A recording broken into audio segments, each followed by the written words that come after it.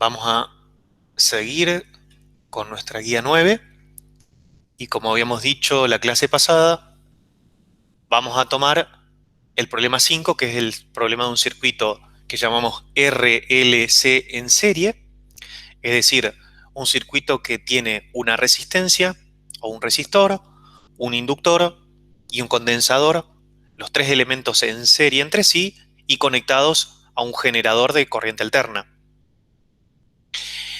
Y vamos a evaluarlo bastante detenidamente. Vamos a tomarnos la clase de hoy para esto. Fíjense que el problema nos dice, bueno, los valores de la resistencia, la resistencia del resistor, la inductancia del inductor y la capacitancia del condensador. Nos dice que está conectado a un generador cuya frecuencia es 50 Hz y voltaje eficaz de 220 voltios. Y se nos piden, bueno, calcular varias magnitudes. Antes de entrar en esto que se nos pide, yo quisiera hacerles una, no voy a decir breve, porque no va a ser breve, una introducción teórica y vamos a ir viendo paso por paso cómo se resuelve este tipo de problemas. Antes de arrancar con eso, yo lo que les propongo es que el problema 4, que me plantea un circuito RC, es decir, con una resistencia y un condensador en serie, me dice que este circuito puede ser utilizado como un filtro sencillo y me pregunta, bueno, ¿qué debe hacerse para generar un filtro pasa alto y pasa bajo y realizar un gráfico del cociente tensión de salida sobre tensión de entrada, donde esta es la máxima tensión de salida, esta es la máxima tensión de entrada, eh, en función de la frecuencia angular del circuito? Como no nos va a dar el tiempo de hacer este problema, simplemente les muestro cómo se construye un filtro pasabajos. Es un generador de alterna conectado en serie, fíjense, conectado en serie con una resistencia y un capacitor. Y lo que nosotros debemos comparar es la tensión de salida, es decir, la diferencia de potencial entre estos dos puntos, con respecto a la tensión de entrada, la diferencia de potencial entre los dos puntos. Les propongo que después lo analicen y vean si logran reproducir esta curva, ¿no? Ese cociente en función, en este caso, del logaritmo de la frecuencia o de la frecuencia. Esta es la frecuencia angular. En el caso de un filtro pasa altos, tenemos algo muy similar. También tenemos un circuito RC en serie con un generador, pero tomamos la tensión de salida entre los bornes de la resistencia en vez del capacitor. Y vemos cómo es otra vez el cociente tensión de salida máxima sobre tensión de entrada máxima en función de la frecuencia. Esto lo pueden encontrar en todos los libros de física universitaria que estamos usando en la materia. Pero nosotros vamos a concentrarnos en este tipo de circuitos, que es un circuito R, L, C en serie con un generador de alterna. Entonces esta sería la tensión aplicada por el generador, por el que circula una corriente que atraviesa el inductor, el resistor y, digamos, el condensador. Cuando digo atraviesa el condensador, sabemos que físicamente no hay corriente que pase digamos, por el medio, por la región comprendida entre las dos placas del capacitor. De todos modos, podemos considerar que hay una corriente circulando por toda esta región y por la región inferior, por supuesto. Entonces es como si tuviésemos una corriente circulando por todo el circuito, una corriente alterna, y la condición o la característica, una de las características más importantes de un circuito como este, donde tenemos todos los elementos en serie, es que tenemos una única corriente. No hay una bifurcación de corrientes, no tenemos nodos. Por otro lado, lo que vamos a ver es que, si se quiere, la suma de las caídas o subidas de tensión en todos los elementos del circuito, partiendo de un punto, atravesando todos los elementos y llegando al mismo punto, empleando aquella famosa regla de Kirchhoff de mallas, tenemos que ver que si partimos de un punto, sumamos esta diferencia de potencial, esta y esta, llegamos a un punto que tiene el mismo potencial y es precisamente eso lo que vamos a hacer. En realidad nosotros lo que vamos a estudiar es, vamos a ver que es exactamente lo mismo, que la diferencia de potencial entre estos dos puntos es igual a la suma de la diferencia de potencial entre estos tres elementos. ¿Sí? Eso último que dije se entiende, ¿no? Yo ¿Podría tomo, repetir, por favor? yo tomo este punto y este punto, la diferencia de potencial entre estos dos puntos es la FEM aplicada, va cambiando con el tiempo. Pero si yo, imagínense que corto esto acá, y lo miro desde esta perspectiva, así, esto, así, entonces la diferencia de potencial entre este punto y este punto es la suma de esta más esta diferencia de potencial. Es decir, la tensión en la fuente es igual a la suma o a las caídas, digamos, a la suma de las caídas de potencial en el inductor, la resistencia y el capacitor. ¿Queda un poquito más claro ahí, Tiago? Sí, sí, gracias. Luciano. Sí, quería saber si es correcto decir que la corriente que circula a través del capacitor es la corriente de desplazamiento o aún así está mal hablar de corriente que circula a través del capacitor. No, es correcto, es correcto. No es una corriente física, quise decir eso, no hay cargas libres en movimiento en esa zona, naturalmente. Pero Y justamente es, ustedes ya vieron corrientes de desplazamiento, las que vienen de la corrección a la ley de Ampère provista por Maxwell, y tiene que ver con eso. ok, Bueno, vamos a los apuntes directamente. Estos apuntes que les voy a compartir ya están subidos al sitio, así pueden seguirlos ya desde hoy mismo.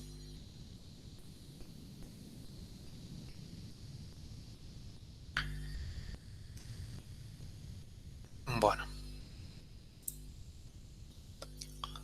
voy a intentar ir paso a paso y ustedes me van diciendo si en algún momento hay algo que no se entiende y lo retomamos y vamos escribiendo. Entonces, este es el sistema que queremos analizar y esto es lo que les acababa de decir.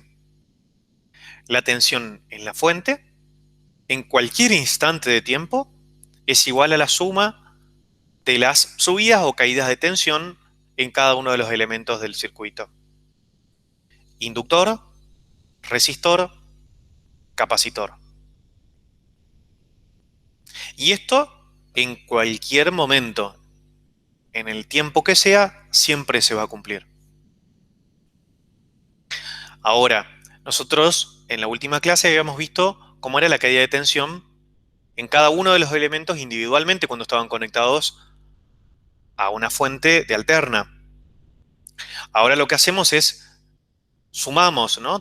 Retomamos aquello que vimos en la última clase, pero ahora colocamos los tres elementos en serie: el inductor, el resistor y el capacitor.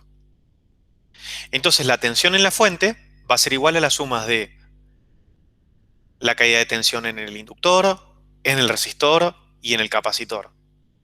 Estas tres expresiones ustedes ya las tienen como familiares. Lo que podría ser un poco nuevo todavía es ver que ahora esta carga varía con el tiempo, ahora esta corriente varía con el tiempo y por supuesto que acá imperiosamente la corriente varía con el tiempo. Si la corriente no variara con el tiempo, no habría acá ningún potencial, ¿no? Es decir, el inductor no tendría ningún efecto sobre el circuito. El inductor solo tiene efecto cuando hay una corriente variable. Solo cuando hay una corriente variable, recuerdan, hay una FEM inducida debido al cambio de flujo de campo magnético en el interior de esta bobina.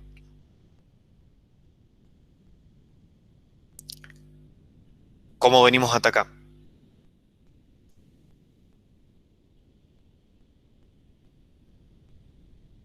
bien, bien. Bien, profe. Bueno, Esa ecuación diferencial la vimos ayer, creo, en física matemática. perfecto. Fíjense que acá pareciera que todavía no sabemos en qué digamos, cuál es la variable de, digamos, la variable principal para esta ecuación diferencial, porque acá tenemos corriente. Fíjense que esto es una constante, y este 1 sobre c también es una constante, pero acá tengo corriente, variación de la corriente con respecto al tiempo y carga.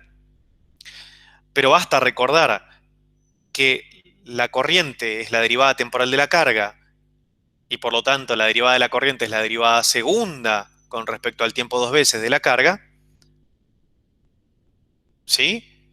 Entonces tengo una ecuación diferencial de segundo orden. Tengo una derivada temporal, perdón, una derivada segunda con respecto al tiempo dos veces de la carga, luego sumo una derivada primera de la carga respecto al tiempo, y luego tengo la carga. Y esto es igual a alguna función que también varía con el tiempo, pero que en principio acá no habría dependencia con la corriente, o perdón, o con la carga. Esa es la ecuación diferencial que nosotros queremos resolver. Ahora, la tensión aplicada por el generador, ustedes recuerdan que ya hablamos bastante del generador y hablamos de qué tipo de circuitos podían generar o funcionar como un generador, pero básicamente la tensión entre los extremos del generador es de este tipo. Es una función sinusoidal. Acá podemos tener un seno o un coseno. Nosotros, por simplicidad, otra vez insisto con esto, vamos a usar el coseno por simplicidad, por cómo se los voy a proponer yo, pero no es mucho más difícil trabajar con el seno. Ahora, una vez que partimos de esta expresión, tenemos que ser consistentes en lo que sigue. Entonces, ¿qué estoy diciendo con esta expresión acá? Que la diferencia de potencial entre estos dos extremos, entre estos dos bornes de mi generador, es igual a un valor máximo, que yo llamo V sub F0, tensión de la fuente máxima, multiplicada por el coseno de omega t. Entonces la tensión va entre este valor y su opuesto, y va oscilando con el tiempo. Tiene primero este valor, luego va descendiendo, llega a cero, se hace este valor pero negativo, vuelve a cero, etc. Ahora bien, nosotros sabemos que a través de este circuito circula una corriente, y que esa corriente, como la tensión aplicada es variable, también va a variar con el tiempo. Entonces, en principio, a esa corriente, por supuesto que esto también lo puedo encontrar directamente resolviendo esta ecuación diferencial para la carga y luego derivando la carga con respecto al tiempo, y eso va a ser la corriente y van a ver que tiene una expresión semejante a esta. ¿Sí? Esto es equivalente a decir, si se quiere, I sub A por coseno omega t más I sub B por seno omega t. Agregar esta fase, esto que se llama fase, es equivalente. Hay como dos tipos de soluciones. Una puede ser escribirlo así, un I0 por coseno omega t más una constante. Y otra manera, otra solución, es un valor constante por el coseno de omega t más otro valor constante por el seno de omega t. Nosotros nos vamos a quedar con esta solución. Las dos son correctas, por supuesto, pero nos va a ayudar a comprender algunos fenómenos quizás de manera más clara. Lo que a mí me interesa, más allá de la solución de la ecuación diferencial, que es muy interesante de plantear y probablemente ustedes lo hagan en su clase de teoría de electricidad y magnetismo, es ver esto. Hay una corriente que cambia con el tiempo, también cambia de manera sinusoidal, tiene un valor máximo, pero está desfasada con respecto a la tensión. ¿Qué significa que está desfasada? Que cuando una está en un máximo, la otra no necesariamente está en el máximo. Para que estén en fase, este valor delta, acá yo podría tener un más o un menos delta. Otra vez, esto es arbitrario, yo elijo este signo acá menos, porque si yo pusiera un más, simplemente cambia el signo de esta constante. Después vamos a ver un poco el por qué, pero esto es arbitrario. Por simplicidad, en lo que viene yo uso este signo menos. Cuando delta, que es el factor de fase que nos da cuenta de la diferencia o del desfasaje entre la tensión aplicada en la fuente y la corriente que circula por el circuito, cuando ese valor es cero, ¿Qué pasa? En resonancia. Después vamos a hablar de resonancia, pero es así. Lo que sucede es que están en fase, que significa que cuando la tensión es máxima, en ese mismo momento también la corriente es máxima. Cuando la tensión es cero, también la corriente es cero. Cuando la tensión es mínima, también la corriente es mínima. Un aspecto central acá, para evitar confusiones a futuro, es que acá estoy hablando de la tensión entre los bornes de la fuente. Yo puedo hablar de la tensión entre estos dos puntos, que es esta misma que está acá. Pero después vamos a ver que vamos a hablar de la tensión entre estos dos puntos, entre estos dos puntos, entre estos dos puntos. Y yo después puedo tomar, por ejemplo, entre este punto y este punto. O entre este punto y este punto de acá. ¿Sí?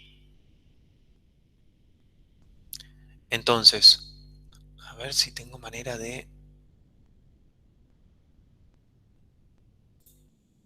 seleccionar.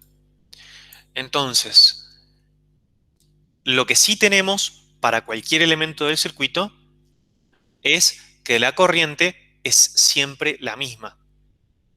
La corriente que circula por acá es la misma que circula por acá, la misma que circula por acá y la misma que circula por acá. Eso es lo que sucede en un circuito en serie. En un circuito en paralelo no habría una única corriente, sino que habrían varias corrientes, una por cada rama. Pero nosotros vamos a concentrarnos en este circuito en serie. Y vamos a ver qué valor o qué valores puede asumir esta diferencia de fase. Para esto, lo que yo les propongo, hay dos maneras de trabajar con esto. Una es trabajar con lo que se llama diagrama de fasores. Probablemente los que hayan hecho escuela técnica hayan visto algo de esto. Y en la clase de teoría también lo van a ver. Yo, en cambio, les propongo trabajar con otro esquema, que es el de números complejos. Vamos a trabajar con la tensión en la fuente como un número complejo. Y ustedes recuerdan que tenemos distintas maneras de escribir un número complejo. A un número complejo lo podemos escribir como A más I por B. ¿Recuerdan esto de álgebra? Es decir, una parte real sumada al producto de la unidad imaginaria por otro valor real. Pero también lo podemos escribir de esta manera.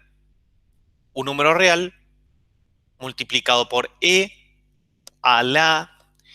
Y acá fíjense, algo multiplicado por la unidad imaginaria. Y yo a la unidad imaginaria acá la llamo J.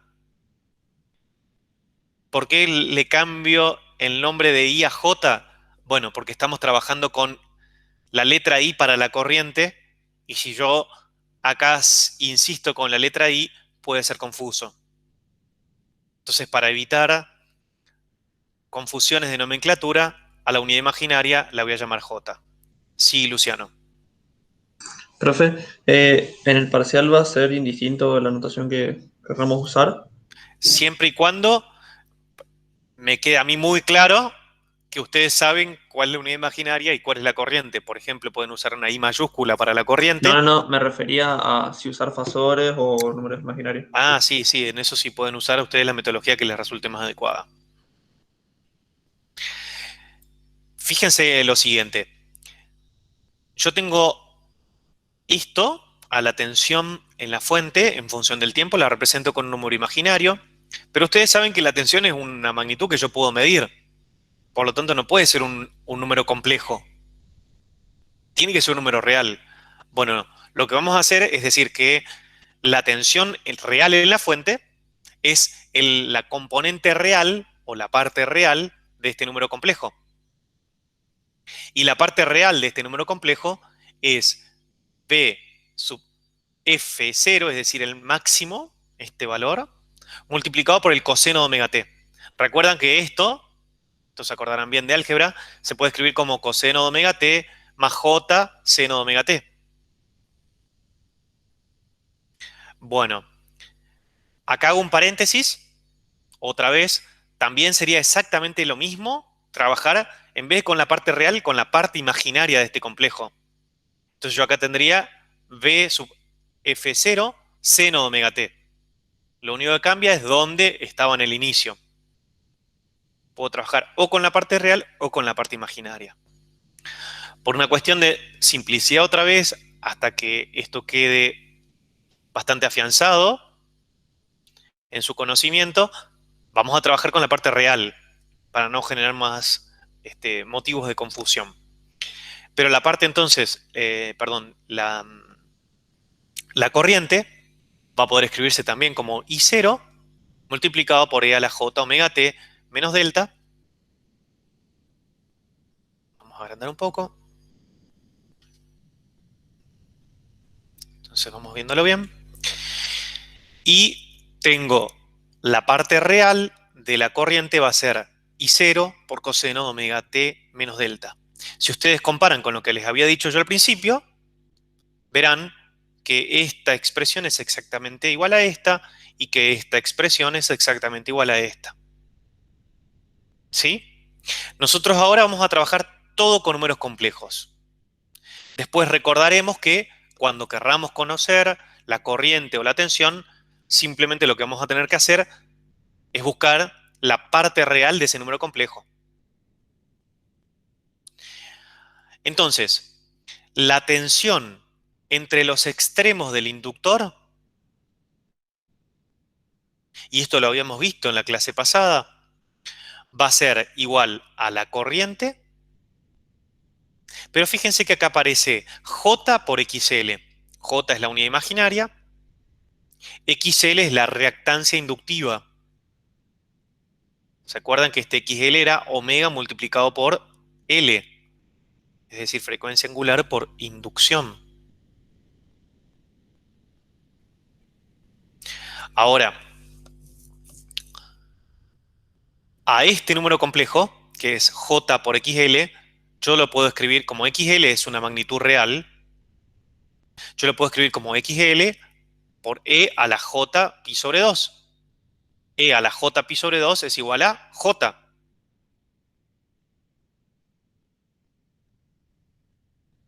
Esto seguramente lo recuerdan de álgebra. Entonces, como la corriente tiene esta expresión, que está acá arriba, yo la escribo acá y tengo I0 por E a la J omega T menos delta.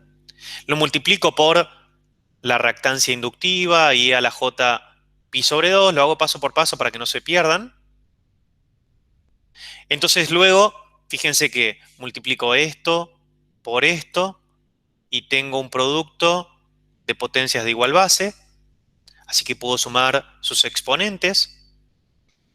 Entonces tengo I0 por XL por E a la J por omega T menos delta más pi sobre 2. A esto, entonces, que está acá, yo lo voy a llamar VL sub 0. Va a ser la tensión máxima en el inductor por E a la J omega T menos delta más pi sobre 2. La parte real de esta tensión es este valor, que es I0 por XL, como lo puse acá, I0 por XL, y XL es omega, omega L, por lo tanto queda BL igual a I0 por omega por L, y esto multiplicado por el coseno de omega T menos delta más pi sobre 2. Dame un ratito, Lautaro, y ya te doy la palabra. Una cosa que a mí me parece sumamente importante que veamos es, esta sería entonces la tensión entre los extremos del inductor. Un valor máximo multiplicado por el coseno de toda esta función, donde lo único que varía con el tiempo es este argumento, o esta parte del argumento. Mientras que este término dentro del argumento es una constante. Tanto delta como pi sobre 2 son constantes.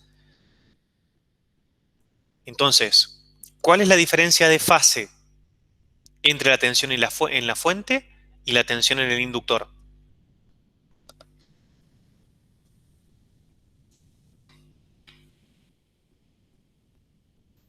Menos delta más pi sobre 2. Exactamente. Menos delta más pi sobre 2 o pi sobre 2 menos delta, que es lo mismo. ¿Cuál es la diferencia de fase entre la tensión en el inductor y la corriente?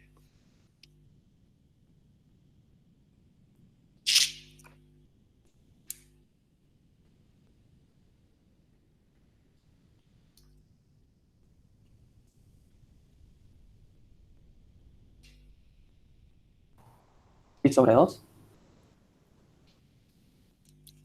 ¿Los demás lo ven? Es correcto, Lautaro. Yo no estaría entendiendo. Bien. Fíjense. A ver. El último de corriente, no entendí. Fíjense, acá está la corriente. Esta es la corriente que circula por todos los elementos del circuito, por lo tanto también por el inductor, cuyo valor en cualquier instante de tiempo es I0, es decir, el máximo de la corriente multiplicado por coseno omega t menos delta. La diferencia de fase entre esta magnitud y esta magnitud que está acá abajo es simplemente pi sobre 2. Porque fíjense que el argumento de esta magnitud es omega t menos delta más pi sobre 2 y el de esta es omega t menos delta. La diferencia entre esos dos argumentos es pi sobre 2. Esa es la diferencia de fase entre la corriente y la tensión en el inductor. Y como es pi sobre 2, seguro que les hace acordar a lo que vimos la clase pasada, que era que cuando teníamos un inductor conectado a una fuente, o un generador, perdón, entonces la diferencia de fase entre la tensión que medíamos entre los extremos del inductor y la corriente que circulaba por él era de pi sobre 2, justamente. Y eso se sostiene y se mantiene acá a pesar de que tenemos los otros elementos del circuito. Lautaro Basualdo, ¿querías hacer una pregunta antes que Lautaro Moraves? Sí, yo quería preguntar nomás si el BL0 es el valor eficaz o es el valor de pico, por decirlo así. No, hablamos hasta ahora de valores eficaces. Así que Ok. esto es valor máximo. Bien. De hecho, si nos fijamos acá, no tendría sentido todavía hablar de valor eficaz porque si te fijas, por ejemplo, para la corriente, pensamos en este término que está acá, la corriente es I0 multiplicado por un coseno de algo que varía con el tiempo. El coseno tiene un valor máximo 1 y un valor mínimo menos 1. Entonces, la magnitud corriente va entre I0 y menos I0. Eso significa que ese es el valor máximo que puede tomar la corriente. I0, menos I0, I0, menos I0, pasando siempre por 0. Claro, además, si mal no recuerdo, usted dijo que iba a tomar el subíndice de 0 para los valores máximos. Exacto. Lautaro Moraves, que levantó antes la mano. Yo lo que no entiendo, profe, es por qué asume sí, que este valor de potencial, creo, tiene valor complejo, o sea, tiene una componente compleja. Eso no me cierra. La razón por la cual, en realidad, vamos bien teniendo que aclararlo, no existe justamente como una magnitud medible física, tanto la corriente como la tensión no son magnitudes complejas. De hecho, como les decía, la tensión es esta en cualquier instante de tiempo. La corriente en cualquier instante de tiempo es esta que está acá. La tensión entre los extremos del inductor es esta que está acá. Pero como hay diferencias de fases entre los distintos elementos del circuito, entonces para buscar una representación que nos ayude a encontrar justamente estas expresiones, hay distintas maneras de hacerlo. Una de ellas es trabajar con números imaginarios, con números complejos. Pero no significa de ningún modo, y esto es súper importante, que sean magnitudes físicas complejas. No existen magnitudes físicas complejas. Esto se mide en voltios y son números reales. Tenemos 1 voltio, 2 voltios, 5 voltios. Esto se mide en amperes. Y tenemos 7 amperes, 0,5 amperes, 500 miliamperes, etc. Es una cuestión de representación. Ok. Luciano. Sí, y puede ser que se usen complejos y no vectores, utilizando versores, como veníamos haciendo, por ese tema de la facilidad de notación. Mirá, se puede usar cualquiera de los dos. La mayoría de los libros de física universitaria trabajan con vectores. Y, a ver, con algo semejante a los vectores, porque no hay otra vez. No son vectores, no estamos trabajando, ¿no? Ni la tensión ni la corriente son vectores. Sin embargo, la representación como vectores, que llamamos fasores, ayuda precisamente, igual que en este caso, a encontrar las diferencias de fases y por lo tanto a representar mejor estas magnitudes físicas. La mayoría de los libros trabaja con esa representación que vos decís, Luciano, que es la de fasores. Yo creo, y les propongo esta alternativa, que no tiene, digamos, también, por supuesto, los números imaginarios, ustedes saben que tiene un correlato gráfico, porque un número imaginario un número complejo, perdón, se puede representar en un plano complejo digamos, que está constituido por un eje de abscisas que representa la parte real del número complejo y en ordenadas colocamos la componente imaginaria del número complejo y ahí logramos exactamente lo mismo que en el diagrama de fasores o que en los diagramas de fasores. Claro, en realidad yo tenía en mente el usar I-versor, J-versor, K-versor y eso. O sea, el que no se use en este caso, eso. Sería equivalente. De todos modos, cuando trabajamos con fasores, ni siquiera es necesario ir a los versores. Avancemos un poco más y en todo caso después, si es necesario, volvemos y retomamos esta parte. ¿Qué pasa entre los extremos de la resistencia? Bueno, entre los extremos de la resistencia tenemos que la tensión entre los extremos de la resistencia, vamos a agrandarlo un poco, es igual a la corriente por la resistencia. Ahora, la corriente la representábamos con I0 por E a la J omega T menos delta. Y la resistencia es simplemente R. Aquí solamente ponemos un valor real. Esto hace que, si reescribo, tengo un número real multiplicado por la exponente compleja.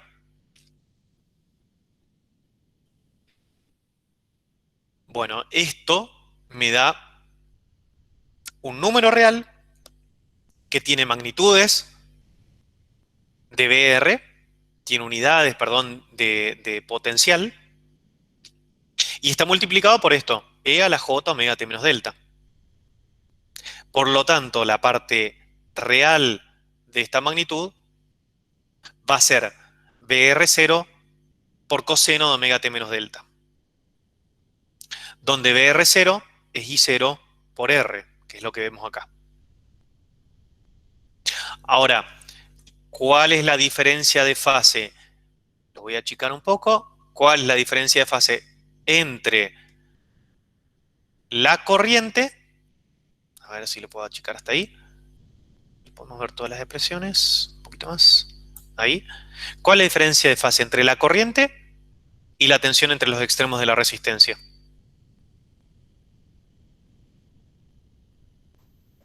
Cero. Cero.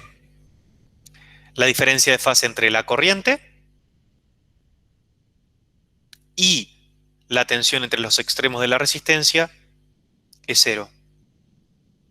Hacemos la diferencia entre los argumentos, es decir, omega t menos delta menos, paréntesis, omega t menos delta, y eso me da cero.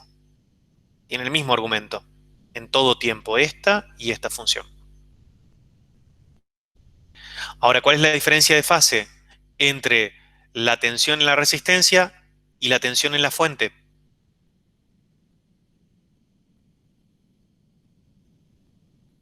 Menos delta puede ser. Bien, ¿cuál estaría adelantada en este caso? Si delta fuese positivo, si delta fuese un número positivo, ¿cuál estaría adelantada? La tensión de la fuente. Exactamente. La tensión en la fuente está adelantada respecto de la tensión en la resistencia. Esto si delta es positivo. Por último, nos queda un último elemento del circuito que es el capacitor o el condensador. Y lo que tenemos es que la tensión entre los extremos o entre las placas del capacitor va a ser igual a la corriente que circula por el circuito, y acá en vez de aparecer, va a aparecer algo parecido a lo del inductor, que era un J por XL, pero con un signo menos, menos J por XC. Todo esto no es capricho, sino que cuando uno soluciona o cuando uno busca las soluciones de la ecuación diferencial que planteamos al principio, uno se encuentra con estas cosas. Este es un modo, digamos, que buscamos para trabajarlo de manera sistemática y más sencilla. Por supuesto que cuesta en el arranque, pero la idea es simplificar y no tener que estar todo el tiempo recurriendo a la solución de la ecuación diferencial. Ahora, esto que está acá, menos j por xc, puede escribirse como xc por e a la menos j pi sobre 2.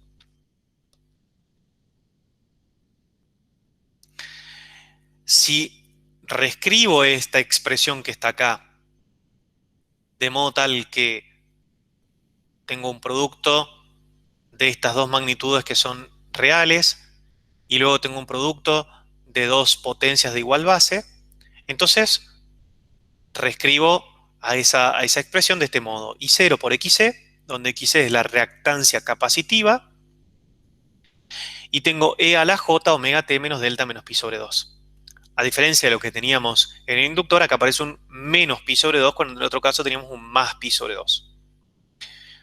Esto hace que tenga un cierto valor real, con unidades de potencial, que va a ser I0 por XC, y esa es la tensión máxima entre las placas del capacitor, por E a la J omega T menos delta menos pi sobre 2. La parte real de todo este número complejo es T sub C0 por coseno de omega T menos delta menos pi sobre 2, donde BC0, es decir, el máximo o la máxima diferencia de potencial entre las placas, va a ser igual a I0 por XC, 0 por XC, donde XC ya sabemos que es 1 sobre omega C. Este es el valor máximo de la diferencia de potencial entre las placas. Ahora bien, ¿cuál es la diferencia de fase entre la tensión? Esperemos un cachito. Ahí. ¿Cuál es la diferencia de fase, perdón, entre la tensión aplicada a los extremos del capacitor y a los extremos del inductor?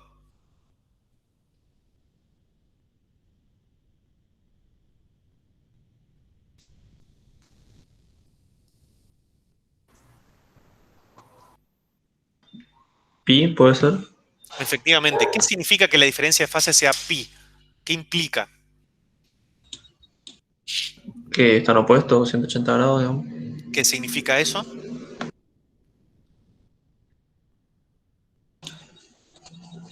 Con respecto a cómo son las tensiones en uno y otro en cualquier instante de Cuando tiempo. una es máxima, la otra es mínima. Efectivamente, cuando una está en su valor máximo, en ese preciso instante de tiempo, la otra está en su valor mínimo. Profe, Y viceversa.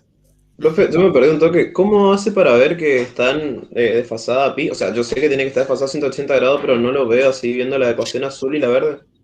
Miremos acá. La ecuación que nos indica cuánto vale la diferencia de tensión entre los extremos del inductor es esta. Mientras que esta es la del capacitor. Para ver la diferencia de fase, lo que tengo que hacer es la diferencia entre los argumentos. Es decir, omega t menos delta más pi sobre 2 menos todo esto que está entre paréntesis acá. Omega Ahí t está, menos ahí lo delta vi. menos pi sobre 2. Sí, sí, ahí queda pi. Y Gracias. que eso queda pi. Pi o menos pi, que en el fondo da lo mismo. Porque lo que me indica en ese caso es que cuando uno está en el máximo, el otro está en el mínimo, y cuando este está en el mínimo, el otro está en el máximo. Mientras que la diferencia de fase, por ejemplo, entre el capacitor y, la diferencia de fase entre la tensión en el capacitor y la tensión en la resistencia es pi sobre 2. Bien, y siempre la tensión en el capacitor está trazada con respecto a la tensión en la resistencia, mientras que la tensión en el inductor siempre está adelantada respecto de la tensión en la resistencia. ¿Eso significa que los electrones llegan primero a la bobina que al resto de los componentes? Ahora vamos a ir viendo. Bueno, Esto todavía queda un grado de dificultad por ir agregando y se está volviendo bastante difícil seguramente. Entonces vamos lo más suavemente posible. Hacemos un aterrizaje Suave. Todo esto que acabamos de decir lo podemos simplificar en una expresión que es la tensión en la fuente va a ser igual a la corriente que circula por la fuente y por cualquier elemento del circuito. Hay una única corriente porque es un circuito en serie, multiplicado por algo, una magnitud que llamamos impedancia y simbolizamos con la letra Z. Nuevamente en esta expresión es importante recalcar que tomamos todavía esto como una magnitud compleja, a esto como una magnitud compleja, y Z también es una magnitud compleja, que tiene una parte real y luego un argumento. A Z lo podemos escribir como un número complejo de modo binario, ¿recuerdan? Como un número real puro sumado a un número real multiplicado por un imaginario puro.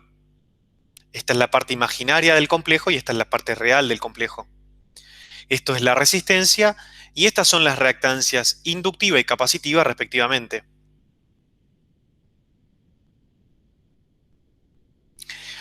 A este número complejo, que se llama inductancia del sistema o del circuito de RLC,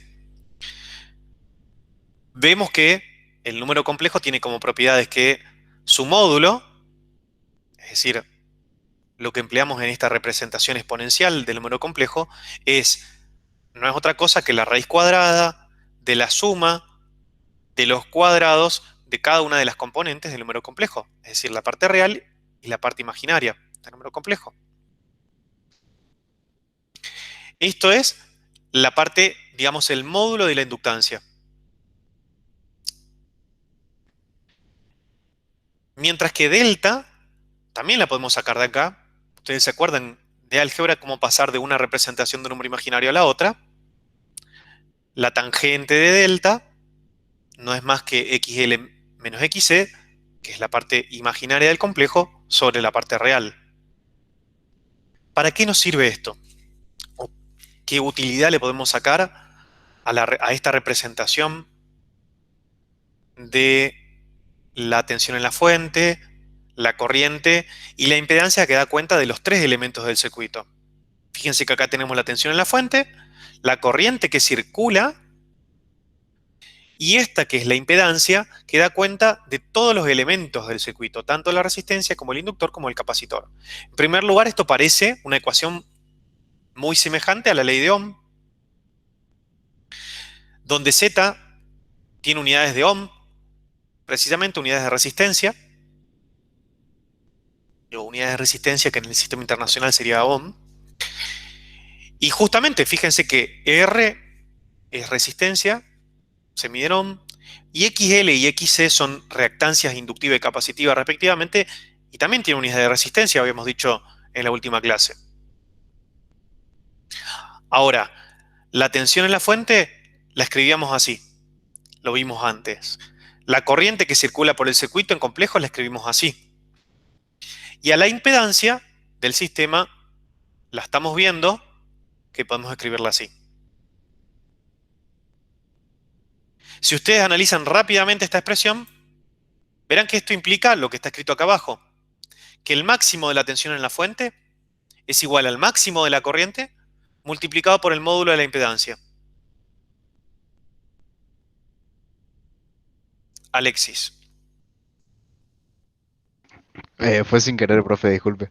Ok, no, ningún problema. Entonces, antes de pasar a lo que sigue, que es trabajar con potencias, y antes de irnos a nuestra pausa, veamos rápidamente algunos de los ejercicios.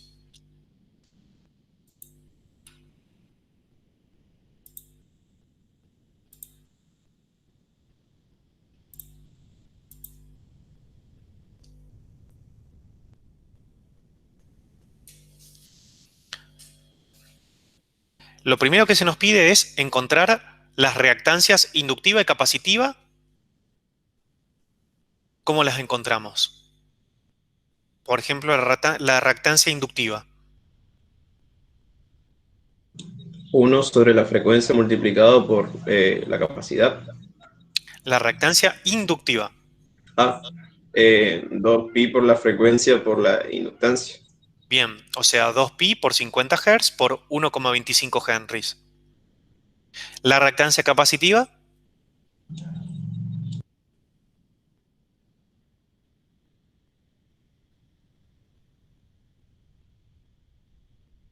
1/2pi por la frecuencia por 6, ¿cómo era la capacitancia? bien, o sea, 1 sobre, y todo lo que digo ahora sobre está todo multiplicado, 2pi por 50 Hz por 3,5 microfaradios. Bien, ¿y la impedancia total del circuito?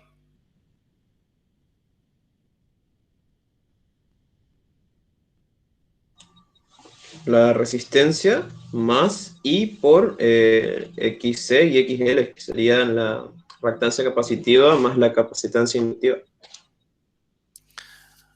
Bueno, propuesta número 1, Lautaro Moragues, ¿qué decís vos? Cuando dice impedancia, ¿qué dijo? Perdón. ¿Inductancia o Impedancia, impedancia? impedancia total. Cuando dice impedancia, ¿se refiere al número real o todo el número hasta el complejo? Bueno, ahora lo vemos. Luciano.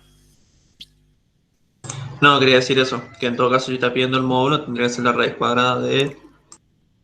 Efectivamente, a lo que vamos acá cuando se les pide la impedancia es el módulo de la impedancia. Porque lo que vamos a ver, o mejor dicho, lo que acabamos de ver es que la máxima tensión aplicada a la fuente o en el generador es igual a la máxima corriente multiplicado por ese valor de la impedancia total, que es el módulo de la impedancia. Es decir, la raíz cuadrada de la suma de el cuadrado de la resistencia, 425 al cuadrado, y el cuadrado de la diferencia entre la reactancia inductiva y capacitiva. Como acabamos de encontrar la reactancia inductiva y la reactancia capacitiva, primero tenemos que restarlas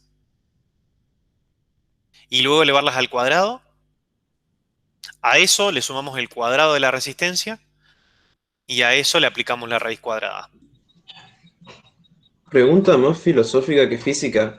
¿Existe realmente XC y XL? Pues como son números complejos, en la realidad no sé si lo podríamos ver.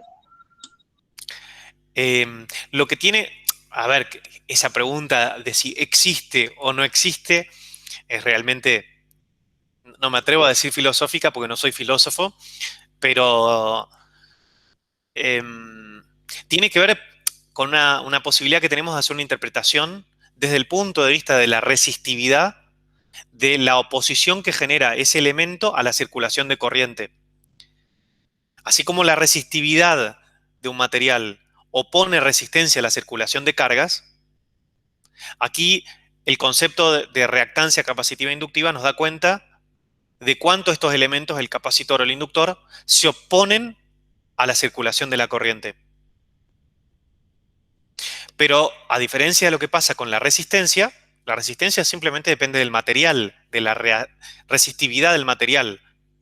Mientras que la reactancia capacitiva e inductiva dependen de la frecuencia, o sea, dependen del material, porque dependen de L y de C, pero dependen de la frecuencia. Entonces, esa oposición a la circulación de cargas, a la circulación de corriente, está vinculada con la frecuencia. A mayor o menor frecuencia, hay mayor o menor resistencia al paso de corriente en un inductor o en un capacitor. Esto lo vimos en la clase pasada. Ahora bien, tenemos la impedancia. Nos pide el segundo ítem de nuestro problema, encontrar la máxima corriente en el circuito. Si conozco la impedancia, ¿con qué magnitud se relaciona la impedancia para poder encontrar la corriente máxima que pasa por el circuito?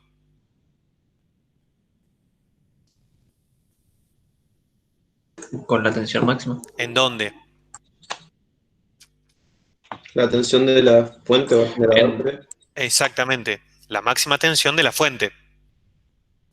Bueno, ¿cuánto vale la máxima tensión de la fuente? ¿La conozco? No, pero puedes calcular. ¿Cómo? 220 por raíz de 2. Efectivamente, 220 voltios por raíz de 2. 311, dijo un ingeniero. ¿Se entiende? Acá el problema me está dando la tensión eficaz de la fuente. Y la tensión eficaz es la máxima sobre raíz de 2.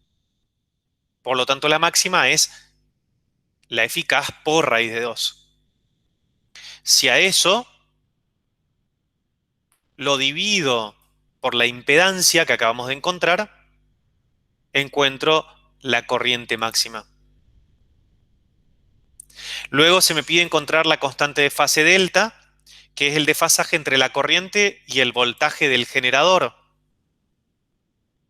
¿Cómo encuentro delta?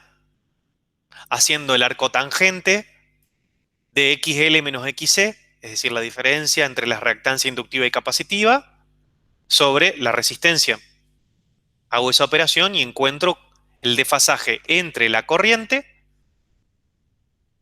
y el voltaje del generador. ¿Cómo encuentro el máximo voltaje a través de cada elemento del circuito? Vuelvo a las expresiones que habíamos visto hoy. En la resistencia, I0 por R. En el capacitor, I0 por XC. Y XC es 1 sobre omega C. En el inductor, I0 por XL. Y XL es omega L.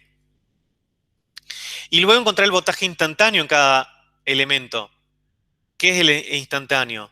Y bueno, es el máximo multiplicado por el coseno de. Y ahí tengo que ver cuál era el argumento que tenían cada uno de los elementos. Y con eso tengo resueltos los problemas desde el primero al quinto, A, B, C, D, E. Con eso respondo una pregunta de Lautaro Moragues y vamos a la pausa. Sí, profe, mi pregunta es si en el examen nosotros podemos aplicar solamente la fórmula o hay que demostrar de dónde salen. Por ejemplo, si tengo un examen de... Nos toman Sí, así. eso quería saber también. Yo también, o sea, ustedes tienen que, depende de qué se les pide, pero no basta con que pongan una expresión de memoria. En todo caso, esto lo discutimos en otro momento, pero es necesario que me demuestren de dónde va saliendo cada expresión. Supongo que para calcular las reactancias, eso sí no puede salir de ningún lado, digamos. No sé si se entiende. No, sí, claro, no, las reactancias sí, ustedes simplemente basta que recuerden que la reactancia inductiva XL es igual a omega L y que la reactancia capacitiva XC es igual a 1 sobre omega C. Después hablamos en todo caso del parcial. ¿Pero alguna pregunta conceptual? Bueno, corto acá la grabación.